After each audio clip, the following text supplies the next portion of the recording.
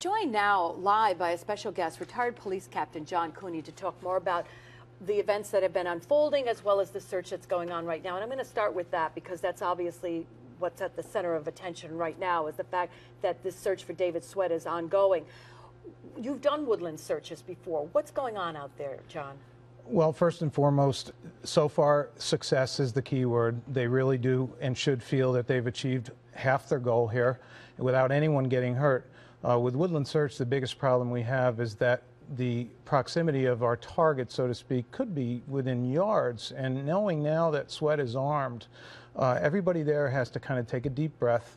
We've got to get the adrenaline surge down a little bit and kind of reorganize and decide whether a perimeter is appropriate here, which obviously would be, but do we wait them out? Do we go in the morning?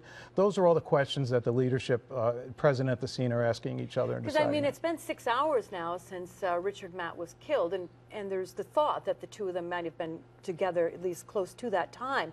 Is it surprised you that much time has passed? Not at all. It sounds like everything leads to the fact that these two were relying on each other for some type of support of some type and stayed together through their efforts to escape. It's reasonable to believe Sweat is still in the area, and if he is, it's all about not forcing the issue. Knowing he's armed, there's no reason that a perimeter can't be set, and they could wait him out for days if necessary until he finally decided what his next move was. Yeah, I mean, we've been thinking about this, that, you know, here he is, this guy is now on his own.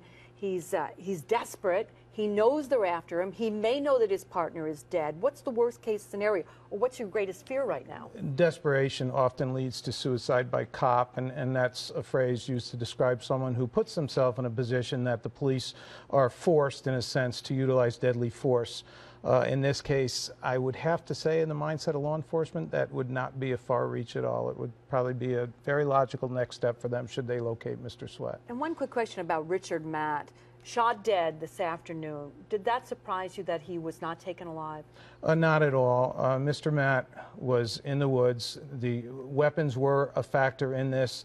And based on the authorization given the police by the penal law, if he's actively in the process of an escape, which he is, and a felon, which he certainly is, deadly force is authorized. And we should really think whether we want our police to take any more chances than to do just that. Take out the problem and do it justified by law. And just quickly, what's going through the mind of the police that are searching for him right now? That's terrifying, isn't it? It is. You're in the woods. Even in the daylight, you're in dark areas, dense foliage. Right now, the key is for everybody to, there's adrenaline flowing now. This is, the chase is on. And we know when the chase is on, we have to step back and just kind of take a deep breath, look at what we're doing, get our planners involved, and tomorrow's another day. And Mr. Sweat, if he's there and they know he's there, through whether it be thermal imaging, the helicopters, the dogs, just wait and see what his next move is. Don't force the hand and risk the lives of any of the law enforcement personnel. John Cooney, thanks so much for your insight. We'll be talking to you again tonight at 11. Ann?